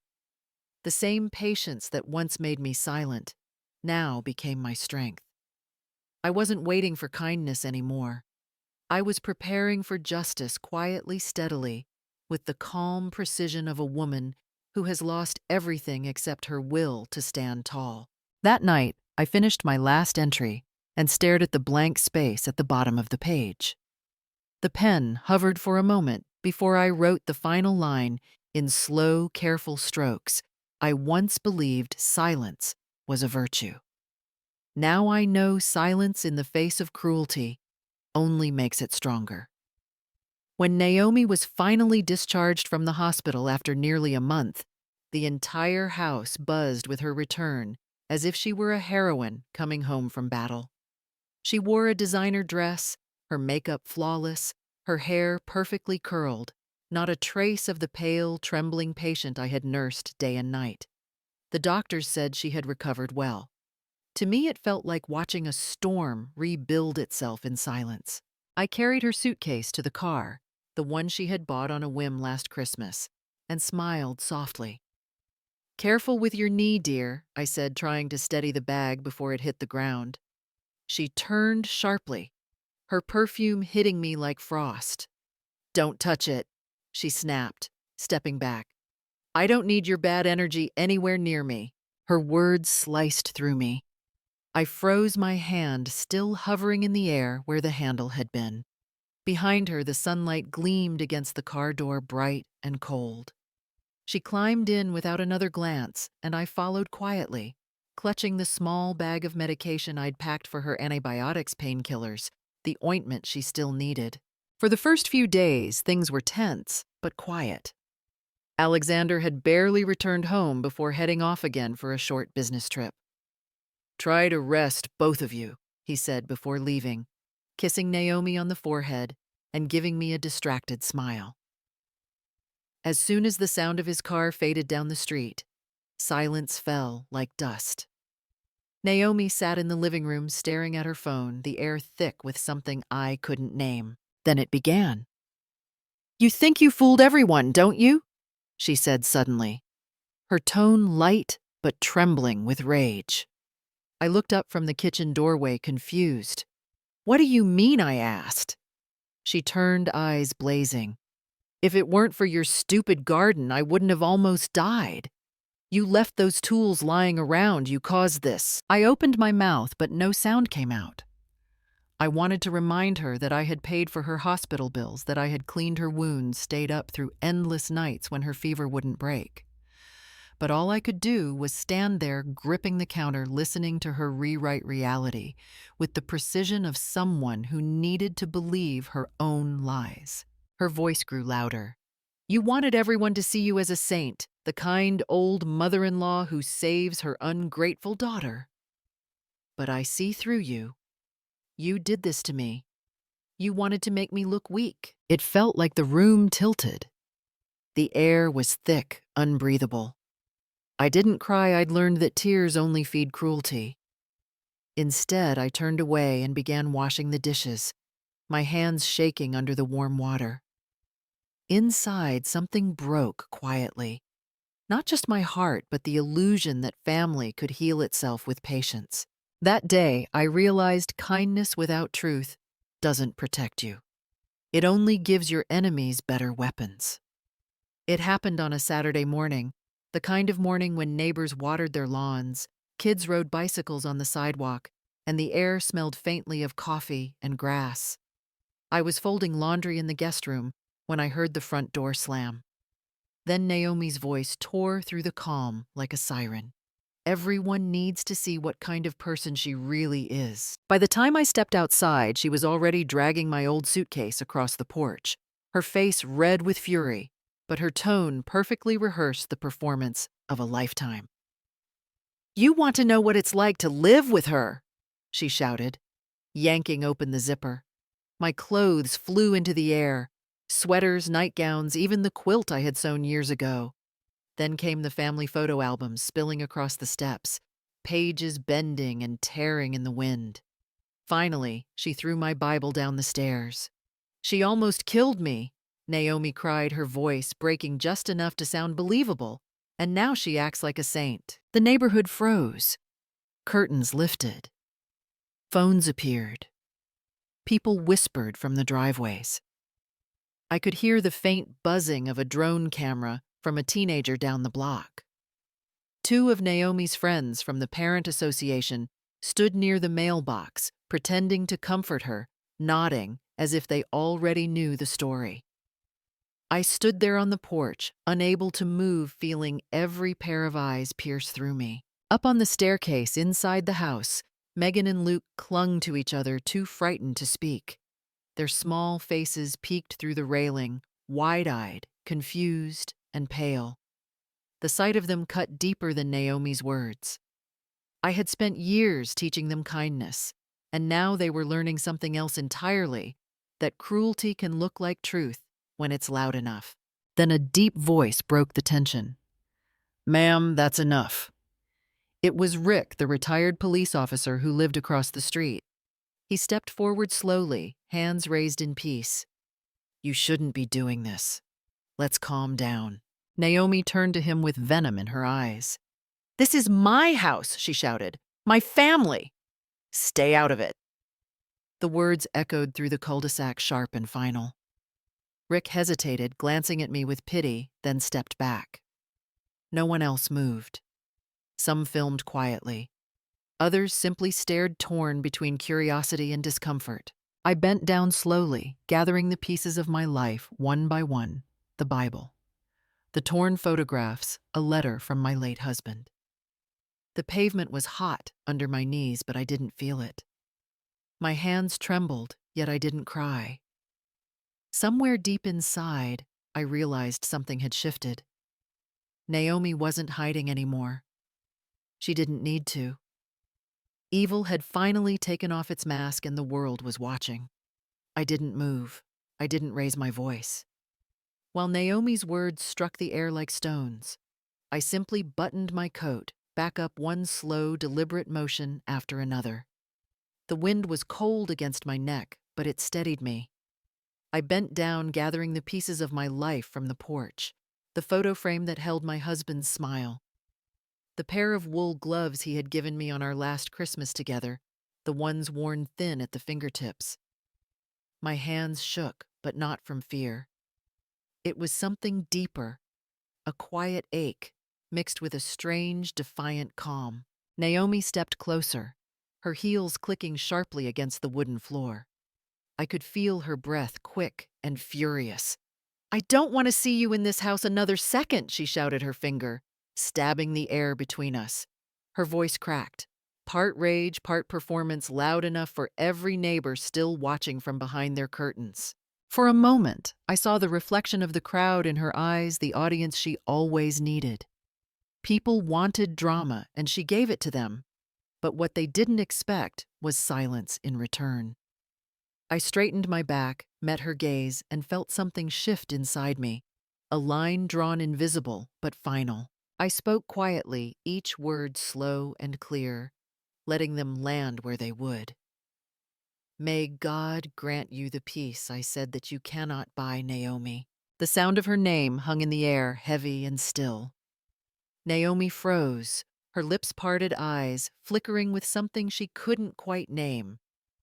Shame, confusion, maybe fear. The crowd outside went utterly silent. Even the wind seemed to pause, carrying only the faint rustle of the Bible pages still lying open on the steps. No one said a word. Mr. Rick lowered his phone. Mrs. Helen, the neighbor who had once stopped inviting me for tea, looked away, guilt softening her face. Two children's faces pressed against the upstairs window. Eyes wide, my grandchildren watching their grandmother refuse to break. I picked up my old suitcase, brushed the dust from its handle, and closed it carefully. My voice didn't tremble when I spoke again, this time to myself more than anyone else. Some homes, I thought, aren't made of walls and roofs. They're made of dignity, and no one can evict you from that. As I stepped off the porch, the air bit through my gloves. The world around me was painfully still, but for the first time in months, I felt free. I didn't know it right away. The day Naomi threw me out, I walked away without looking back, too numb to notice the phones pointed at us, too tired to care. But by Sunday evening, the whole neighborhood had seen what happened. Someone had posted a video in the local community group, Pinecrest Neighbors. The caption read, simply, "Unbelievable. Watch how this elderly woman was treated." The video was shaky, filmed from across the street, but the story was clear. Naomi's voice tore through the speakers, furious and sharp, as she hurled my clothes and the photo albums onto the steps. And there I was, standing still, silent hands clasped together. No shouting, no anger, just stillness. By Monday morning, the video had over 200 comments. I didn't have Facebook myself, but Caroline, the young nurse from the hospital, called me in tears. "Mrs. Bradley, people are standing up for you. They saw everything. You don't have to prove it anymore." She read some of the comments aloud. "A mother like that doesn't deserve this. Imagine saving your daughter-in-law's life and being thrown out. Disgusting. That woman has more dignity than everyone in that house combined." I didn't know whether to laugh or cry. For months, my silence had made me invisible. Now that same silence was what made people believe me. The video had no edits, no defense, no manipulation, only truth caught in real time. Later that afternoon, Caroline called again, her voice more serious. "You won't believe this," she said. "One of the nurses recognized you from the video. She told the others, 'That's the woman who was yelled at by a patient in room 214 3 weeks ago.'" It didn't take long for the hospital staff to piece it together. Naomi's behavior wasn't new. It was a pattern. I sat at my kitchen table, the phone pressed against my chest, trying to breathe. I had spent so long thinking I needed to fight for justice in court to collect documents and evidence. But now the truth was spreading on its own, carried by strangers, shared by witnesses, defended by people I had never met. By evening, someone had written an open post titled, "To Mrs. Bradley, wherever you are, you didn't deserve this." I read it later when Caroline sent me a screenshot. The final line stayed with me. Justice doesn't always start in a courtroom. Sometimes it starts when the world finally sees. That night, for the first time in a long while, I slept peacefully. I didn't dream of revenge. I dreamed of truth walking on its own 2 feet, finally free. When Alexander came home that evening, the first thing he saw was the mess. Clothes scattered across the porch, photo frames cracked on the floor, a suitcase half open, like a wound that refused to close. The air still smelled faintly of Naomi's perfume, sharp and cold. He froze at the doorway, his eyes darting from the torn Bible on the step to the faint trail of dirt leading to the garden. Then he called my name twice, but there was no answer. Naomi appeared from the living room, her eyes red, her voice trembling just enough to sound fragile. "Alex," she whispered. "I tried to stay calm, but your mother, she lost control again. She brought this on herself. You know how she gets. She left her tools all over the yard. I tripped. I could have died." For a moment, I almost pitied her. The way she wept on cue, clutching her silk robe like a wounded actress, would have fooled anyone who hadn't seen the truth. But Alexander had. While he was still at the airport, one of our neighbors, Mr. Rick, had sent him the community post, the video everyone was sharing. He had watched it twice before even coming home. He knew. "Stop," he said sharply. His voice carried a tone Naomi wasn't used to hearing, firm, cold, final. She blinked, startled. "What do you mean?" she stammered. Alexander stepped closer, holding up his phone. "I saw the video. Everyone did. You didn't fall, Naomi. You didn't trip. You screamed at her. You threw her things out like she was garbage. What kind of person does that to someone who paid your hospital bills?" Her face went pale, the tears drying midstream. "That's not the full story," she muttered, eyes darting away. He cut her off. "Enough. I don't want to hear another excuse." His voice cracked slightly more from pain than rage. "My mother did nothing wrong. If you still have any decency left, you'll call her and you'll apologize." Naomi stood frozen. Her hands trembled. The mask she'd worn so carefully, the devoted wife, the perfect hostess, the gracious victim, was cracking under the weight of truth. The house that once looked like a picture of family bliss now felt hollow, every corner, echoing with what had been said, what could never be taken back. Upstairs, Megan peeked out from behind the doorframe, eyes wide and silent. Luke clutched her sleeve, whispering Daddy's mad. But even they seemed to understand that something irreversible had happened. Naomi finally looked up, but there was no more performance left in her. The light from the hallway caught her face, and for the first time she had nothing to say. The illusion was over. The perfect family had shattered not with a scream, but with the simple, devastating power of truth. I moved into a small apartment not far from the church, a quiet, sunlit place on the second floor of an old brick building. The paint on the walls was chipped. The floor creaked when I walked, but it was mine. I rented month to month, paid in cash, and found comfort in the simplicity of it.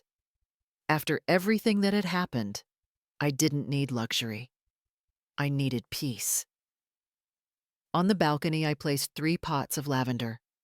Their scent filled the air each morning, a gentle reminder that calm could grow even from broken soil. My days became deliberate, almost ritualistic. I made tea at 6, took walks to the market, greeted the same cashier who always smiled without asking questions. Then I'd sit by the small desk near the window, my new courtroom, where I arranged the documents I had kept so carefully. The hospital footage, the receipts, the bank statements, Caroline's written testimony signed and dated. Each paper was a piece of my story organized not by emotion, but by fact. I looked at them the way a soldier might look at their armor, not to attack, but to defend. My silence, once used against me, had now become my shield. I didn't need to shout. I only needed to be precise. That afternoon, I took out a piece of stationery and began writing a letter to my son. The pen hesitated before touching the paper, but my heart didn't. Dear Alex, you deserve to know the truth. I'm not angry, and I'm not seeking revenge. But fairness needs to be seen, not hidden. No accusations, no bitterness, just clarity, the kind that doesn't tremble anymore. I folded the letter carefully and slipped it into a manila envelope along with copies of the key documents. On the front, I wrote his address in neat, steady handwriting. Then I walked to the post office, lavender scent still clinging to my coat. At the counter, I asked for a guaranteed delivery with signature confirmation. The clerk, a young man with kind eyes, smiled as he handed me the receipt. Anything important? He asked casually. I smiled back, tucking the receipt into my wallet. Yes, I said softly, something that should have been seen long ago. When I left the post office, the sun was setting, painting the street in gold. The letter was small, but it carried the weight of everything I had endured and everything I was ready to let go of. For the first time in months, I didn't feel like a victim. I felt like a witness, calm, steady, and unafraid. Justice doesn't always come with noise. Sometimes it arrives in an envelope sealed with quiet resolve. Alexander opened the package at his office late in the afternoon, sunlight filtering through the blinds in thin golden stripes across his desk. He hadn't expected much, maybe a few explanations, maybe another plea for peace. But when he unfolded the first page and saw the neat handwriting of his mother, his hands began to tremble. Inside the envelope were printed statements, receipts, and a flash drive. He plugged it into his computer, and the hospital footage began to play. At first, there was only static and the hum of hospital lights. Then the image cleared. Naomi, his wife, standing by the bed, her voice sharp, cutting through the quiet. "You think you're helping me? You just want people to pity you," she yelled. The camera captured everything. The spilled soup, the way she threw the tray across the room, the way his mother gently bent down to clean it up, still smiling. Savannah didn't defend herself, didn't even raise her eyes. She simply whispered something the microphone barely caught. "It's all right, Naomi." Alexander froze. His throat tightened and his chest ached in a way that words couldn't reach. He clicked on the next file, Caroline Miller's written testimony signed and dated. Every detail matched the insults, the false accusations, the kindness his mother had shown, despite the humiliation. Line after line, the truth unfolded in painful, undeniable clarity. That evening, he drove home without turning on the radio. The silence inside the car was deafening. Naomi was sitting at the dining table when he walked in, scrolling through her phone like nothing had happened. "Sit down," he said flatly.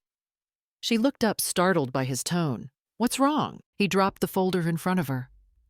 Pages spilled out hospital bills, transaction records, printed screenshots of her messages. "What is this?" she asked, her voice already trembling. Alexander's eyes were cold, steady. "If it weren't for my mother," he said, each word measured, "you would have died. She paid for everything, every dollar, and you treated her like trash." Naomi's lips parted. I didn't know she paid." "Stop lying!" he snapped, his voice cracking under the weight of rage and disappointment. He grabbed one of the receipts and slammed it on the table. "Look at this. Her name, her signature on every single bill. Don't you dare say you didn't know." Tears welled up in Naomi's eyes, but they couldn't soften him this time. The air between them grew heavy, charged with years of denial collapsing all at once.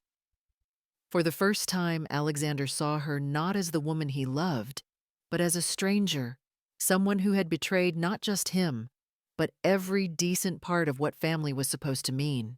When he turned away, his voice was quieter, but final. "I can forgive mistakes," he said, "but not cruelty." And in that moment, the foundation of their home, all the pretense, all the appearances, cracked beyond repair. The storm didn't end with the argument, it began there. Within a week, the entire Pinecrest neighborhood knew the truth. The video of Naomi screaming and throwing my belongings, once whispered about now, spread across every group chat and local forum. Someone reposted it on the Pinecrest Neighbors Facebook page this time, with a caption that read, "The woman in this video paid for her daughter-in-law's hospital bills. Watch how she was repaid." By the next morning, there were hundreds of comments, each one sharper than the last. "How can someone treat their husband's mother like that?" one wrote. "She was sick, and her mother-in-law paid for everything. And this is her gratitude," another added. What had once been a private shame now became a public reckoning. The truth, quiet, patient, undeniable, was finally being seen. Even the local church took notice. That Sunday, when I attended Mass, Father Daniels paused mid-sermon. His voice, calm yet heavy, echoed through the pews. "Some people," he said, "repay kindness with cruelty. They take grace and turn it into shame. But God sees always." The congregation fell silent. I felt every word settle deep inside me. He never said her name, but everyone understood. I kept my head bowed, not out of embarrassment, but in gratitude. For once, I didn't have to defend myself. The truth was doing it for me. By that afternoon, the story had spread even further. Parents at the school where Naomi volunteered began to whisper. The PTA, where she'd once led every fundraiser, every bake sale, quietly voted to remove her from the event coordinator list. Group chats that used to buzz with her messages went quiet. One by one, people began leaving her unseen. Invitations stopped coming. Her name disappeared from social calendars. It wasn't vengeance, it was balance. Karma rarely arrives with thunder. Sometimes it comes in silence, through doors quietly closing. I didn't celebrate. I didn't smile. Instead, I watered my lavender plants and watched the petals tremble in the afternoon light. For months, I had lived with humiliation while others looked away. Now those same eyes had turned back toward the truth. That night, I received a message from Helen, my former neighbor, the one who once turned away when Naomi spread lies. Her words were simple. "I'm sorry for believing the wrong person. You never deserved that." I stared at the screen for a long time before replying. "It's all right," I wrote back. "Sometimes God doesn't shout. He just lets people see." Naomi's downfall didn't come from strangers. It came from the people who had once protected her the most. The story had spread beyond Pinecrest now. It was on local news blogs, shared in church circles, even mentioned on the community radio. Her parents saw it during breakfast, the same video everyone else had seen Naomi screaming at me, throwing my belongings, the caption reading, "Mother-in-law who paid her daughter-in-law's medical bills gets thrown out of her own home." By afternoon, their car pulled up in front of the house. Naomi opened the door, still in her robe, her face pale. Her father, Mr. Stevens, stormed in first, holding a stack of printed screenshots. He slammed them down on the dining table so hard that the vase of flowers toppled over. "Have you completely forgotten what it means to be human?" he shouted. His voice was deep, the kind that silences a room instantly. Mrs. Stevens, who had always been gentle, stood beside him, trembling. "We raised you to be grateful, Naomi," she said, her voice breaking. "To respect kindness, not to humiliate the person who saved your life." Her eyes glistened with tears, her disappointment raw and unmistakable. Naomi shook her head frantically. "You don't understand. Everyone's twisting the story. She made it look worse than it was." Her father cut her off, his tone sharp as a blade. "No one misunderstood anything. The camera was right there. We all saw your face, your words. There's no editing in the truth." Naomi fell silent. The room felt smaller, tighter. The sound of the clock ticking on the wall was deafening.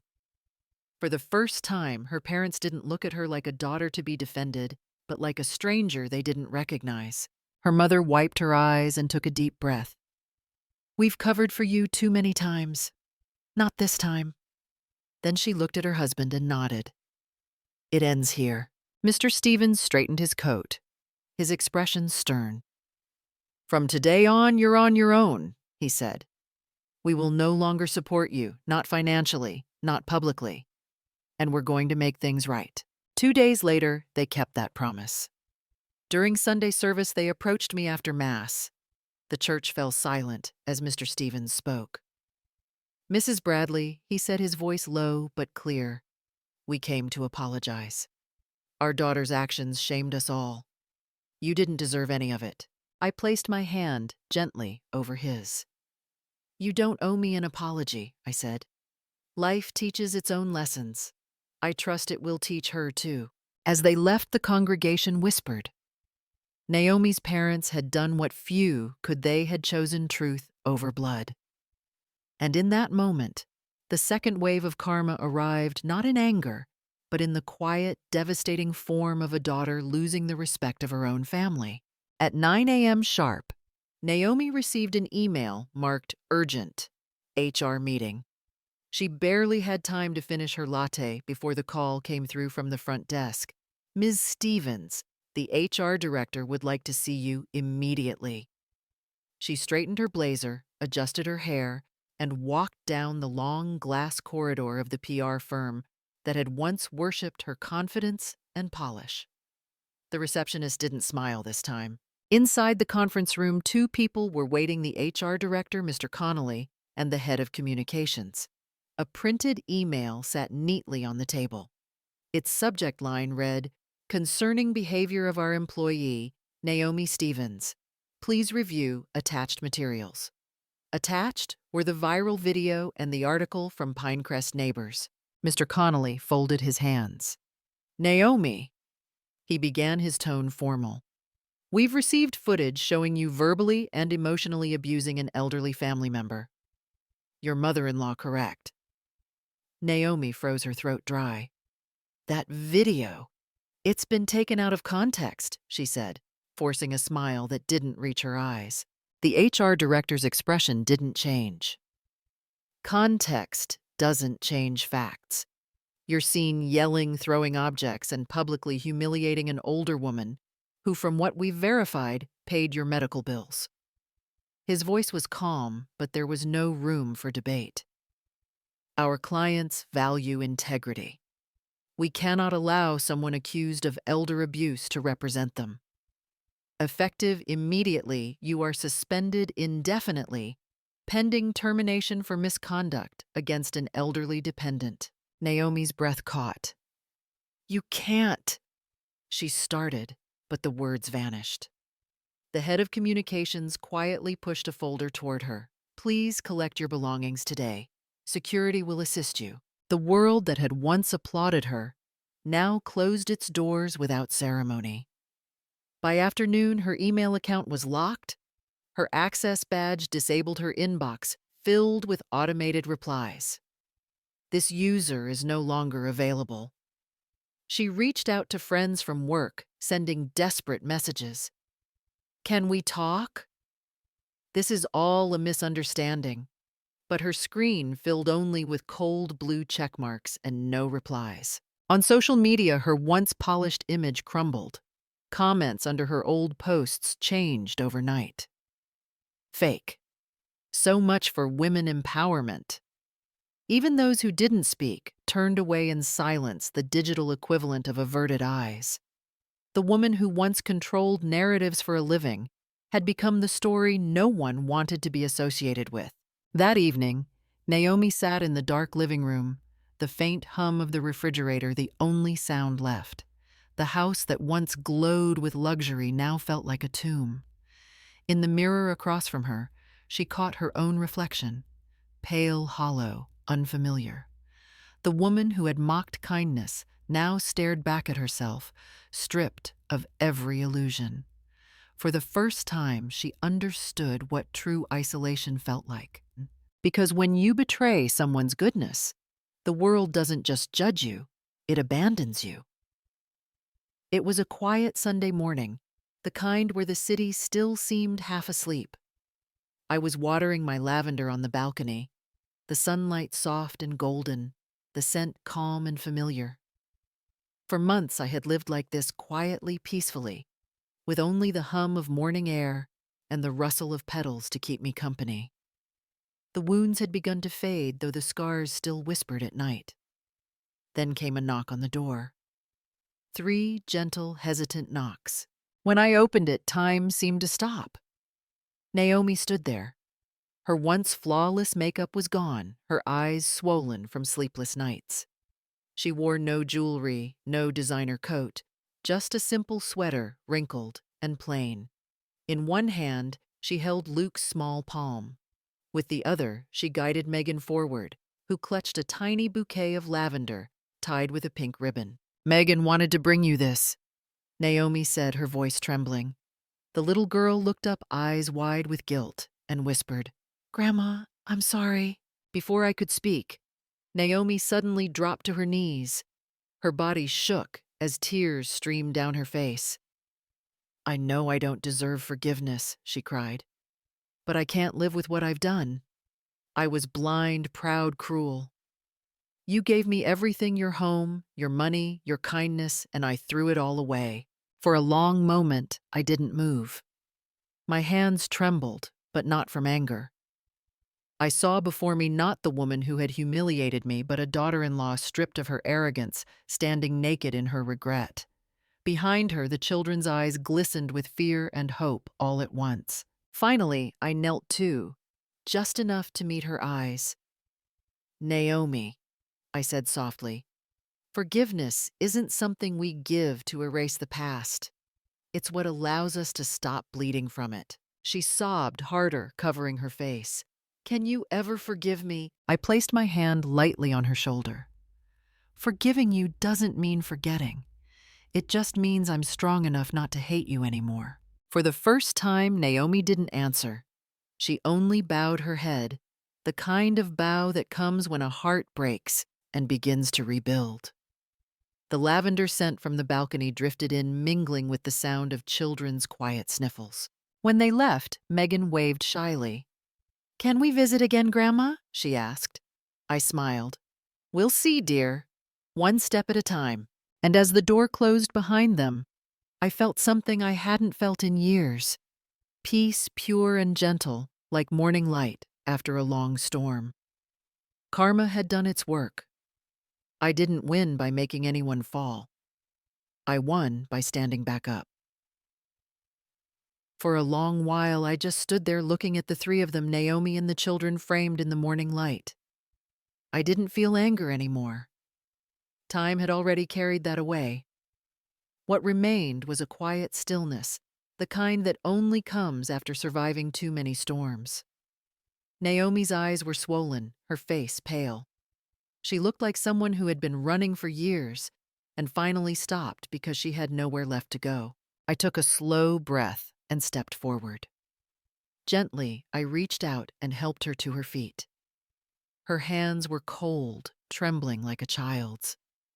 "Naomi," I said softly, "forgiveness doesn't mean forgetting. It only means I'm strong enough to live without hate." Her tears came again, silent, heavy. Behind her, Megan and Luke suddenly ran forward and threw their arms around me. "Grandma," they cried, "please don't be mad anymore." I knelt holding them close. Their small shoulders shook. Their tears dampened the sleeve of my sweater. "Hush now," I whispered. "There's nothing to be afraid of anymore." I led them to the kitchen table and offered them the familiar comforts of home, freshly baked cookies, and 2 small boxes wrapped with ribbons, the gifts I had bought weeks ago without knowing who would receive them. "You kept them?" Naomi asked quietly, watching me hand them over. "I always keep something for the children," I replied. "Even when the world feels empty, love finds its way back." The silence that followed wasn't awkward, it was healing. I poured tea for Naomi the same way I had done so many times before, back when things were simpler. She stared at the cup for a long time before whispering, "Mi kade ve lai song kung tui kon kong. Bong tre nya me." Her voice cracked halfway through. I smiled not bitterly, just gently. "Every house has space, Naomi," I said. "But my heart now only has room for peace." Her eyes filled with understanding, the kind that doesn't argue. She nodded slowly, accepting what she already knew, that forgiveness isn't an invitation, it's a farewell spoken kindly. The children finished their cookies, their laughter breaking the tension. When they waved goodbye, I watched them walk away under the soft light of afternoon. My heart didn't ache this time. It simply breathed. Some stories don't end with everyone living together again.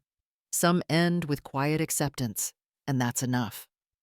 I never went back to that house again. Once I closed the door on that chapter, I meant it. Instead, I moved to a quiet coastal town in Oregon, where the air smelled of salt and pine, and the mornings arrived wrapped in mist. I found a small wooden cottage with 2 rooms, one for me, one for the quiet.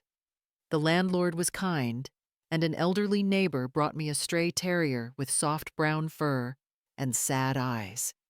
"He used to belong to someone who passed," she said. "He needs company." I named him Cooper. Every morning I brewed my tea, opened the windows to let in the sea breeze, and sat by my desk with a stack of letters waiting to be answered. They came from all over the country: widows, retirees, grandparents, people who, like me, had been betrayed, dismissed, or forgotten. I had joined the Elder Voices Foundation, a small volunteer group that supported older adults facing emotional or financial abuse. What began as me replying to one letter turned into dozens each week. I didn't give advice, just empathy. I wrote, "You are not weak for being kind. You are strong for still believing in decency." Sometimes I included a pressed lavender sprig from my garden so they would know peace has a scent, and it can be planted again. In the afternoons, I walked Cooper along the boardwalk, his tail wagging his small paws, leaving prints on the damp sand. The ocean waves no longer reminded me of loss, but of renewal. They erased and began again, endlessly. That was how I wanted to live too. With the modest interest from my savings, I started something small but meaningful. The Harold Bradley Scholarship Fund, named after my late husband. It would support law students who chose careers in elder rights and social justice. When the young lawyer Benjamin Foster helped me set it up, he smiled and said, "You've turned your pain into purpose, Mrs. Bradley." I laughed softly. "I just don't want kindness to be the only thing people lose when they get old," I said. Sometimes reporters or volunteers would ask me, Why do you do all this after everything you've been through? I always gave the same answer, simple and true, because justice sometimes begins with a heart that has been broken. And as I sealed each letter or watched another student receive a scholarship, I realized something life doesn't end when people break you. It restarts the moment you decide your story won't end in bitterness. It was late afternoon when I heard a gentle knock at the door. The sky outside was painted in soft orange and rose the kind of light that made even the sea look tender. When I opened the door, there stood Benjamin Foster, dressed in his usual gray suit, his tie slightly loose, holding a small bouquet of white roses and a sealed envelope. "Good evening, Mrs. Bradley," he said, his tone warm but formal as always. "I hope I'm not interrupting your peace." "Peace likes company sometimes," I smiled, stepping aside to let him in. Cooper. My little terrier wagged his tail and sniffed at his shoes before settling quietly by the door. Benjamin handed me the flowers first. "For your garden," he said. The petals were delicate, the scent faint but pure. Then he offered the envelope. "And this from Pinecrest. They asked me to deliver it personally." Curious, I opened it slowly. Inside was a thick certificate embossed with gold lettering, "The Pinecrest Community Honors Savannah Bradley for exemplary kindness and resilience, an inspiration to the elderly and to all." For a moment, I couldn't speak. My fingers brushed across the raised seal, and I felt the weight of every night I'd spent in silence, every morning I'd forced myself to start again. Recognition had never been my goal, yet there it was, a quiet acknowledgement that truth, no matter how long it takes, always finds its way home. Benjamin watched me with a gentle smile. "You know, he said you didn't win because they lost. You won because you never stopped being kind." I looked up at him, the sound of the waves steady beyond the window. "Kindness doesn't need to win, Ben," I said softly. "It only needs to survive without turning into hate." He nodded, his eyes reflecting the same understanding that had carried me through those dark months. "That's why I admire you, Savannah. Most people fight for justice with anger. You did it with grace." We sat for a while in comfortable silence. The sunset melted into twilight, and the room filled with the soft hum of the ocean. He didn't stay long, just enough to share tea, to ask about the scholarship fund, to remind me that life still held purpose beyond pain. When he left, he paused by the door and said, "You've done more good than you realize." After he was gone, I placed the roses in a glass vase by the window. Their white petals caught the last hint of daylight. I looked at the certificate one more time, then smiled. The sea outside was calm, endless, a mirror of what I finally felt inside. The sun was setting low over the water, its golden light spilling through the window of my small coastal cottage. I sat in my usual chair, the same spot where I wrote letters every morning, but this time I wasn't writing, just watching. The sea shimmered with streaks of orange and violet, and the soft wind carried the scent of lavender from the balcony. Cooper lay curled at my feet, his breathing steady and calm.